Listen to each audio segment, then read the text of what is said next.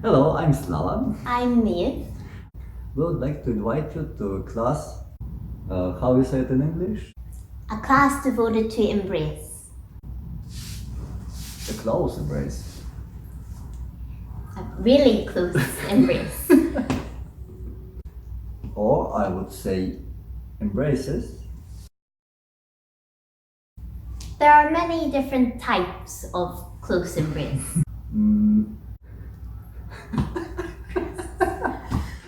One can have many dresses in the wardrobe. And shoes. And we could say the same about the embrace. We don't speak in one tone. We use intonation to add color to our speech. So, if tango is a conversation, how can we add color to enrich it? The different tango orchestras offer different moods. We can use the embrace to play with expressing these moods.